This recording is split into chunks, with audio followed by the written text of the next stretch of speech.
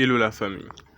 Alors, tout a commencé en 2009, en janvier 2009, quand Satoshi Nakamoto, qui est un groupe de personnes ou une personne dont on ne connaît pas encore l'identité à ce jour, a créé pour la première fois une crypto-monnaie dénommée Bitcoin. Et c'est cette crypto-monnaie qui, jusqu'au jour d'aujourd'hui, est le leader du marché des crypto-monnaies et a atteint la capitalisation boursière astronomique de 2 trillions de dollars. Alors, comme nous l'avons dit précédemment, à ce jour, on ne connaît pas encore l'identité de Satoshi Nakamoto.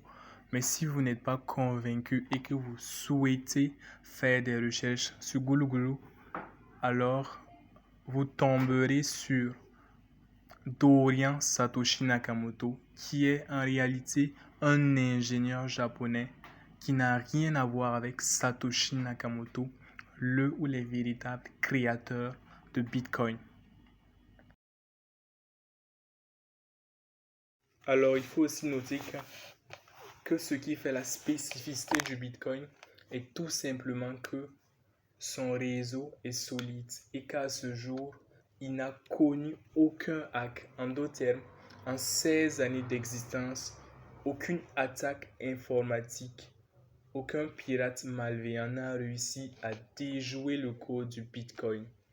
Il faut dire que le code du Bitcoin, c'est du béton. C'est du béton.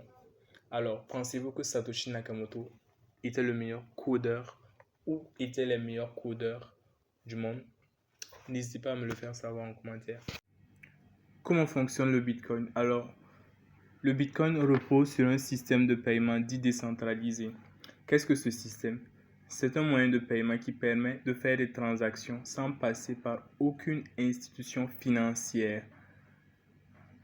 N'est-ce pas génial, ce système de paiement? Alors, grâce à cela, vous avez le plein contrôle de votre argent et c'est tout là l'intérêt d'utiliser le Bitcoin car il a été créé dans l'unique but ou dans le but principal de préserver la liberté financière des populations. Alors, comment acquérir du Bitcoin? Pour ce qui est de l'acquisition du Bitcoin, elle se fait grâce à un processus de minage qui repose sur le proof of work, qui est la preuve de travail en français. Et ce minage peut se faire grâce à la puissance de calcul de nos appareils informatiques, notamment les PC que nous utilisons.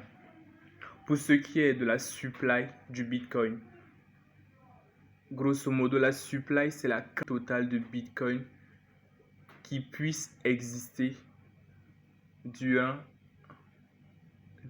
toute la vie de la crypto. Et cette quantité est limitée à 21 millions de pièces de Bitcoin et pas une seule de plus. Il ne faut pas non plus oublier que cette supply se raréfie via un processus qu'on appelle le halving. Et ce halving a lieu tous les 210 000 blocs, environ chaque 4 ans. Et grâce à ce halving qui permet de diviser par deux le nombre de récompenses des mineurs, on estime que tous les bitcoins seront minés à environ 2140. Alors, pensez-vous voir la fin d'extraction de toutes les pièces de bitcoin sur la blockchain? N'hésitez pas à me le faire savoir en commentaire si vous le pensez. Alors, de par son adoption massive, le bitcoin est devenu un véritable moyen de paiement et permet d'envoyer de l'argent en quelques instants et sans intermédiaire. De ce fait, pour en acheter, c'est très simple, puisqu'il est disponible sur de nombreux échangeurs comme Binance, Bybit, Bitget, OKX et bien d'autres échangeurs. Alors, pour en acheter, il suffit tout simplement d'aller sur ces plateformes, de faire sa vérification d'identité, son KYC, Know Your Customer, de déposer de l'argent que vous convertirez bien sûr en stablecoin, monnaie stable, et de trader, de vous rendre dans la section trader et sélectionner la crypto que vous voulez acheter et de passer l'achat. Si vous voulez une vidéo particulière sur l'achat de crypto-monnaies sur une plateforme bien précise, N'hésitez surtout pas à me le faire savoir en commentaire.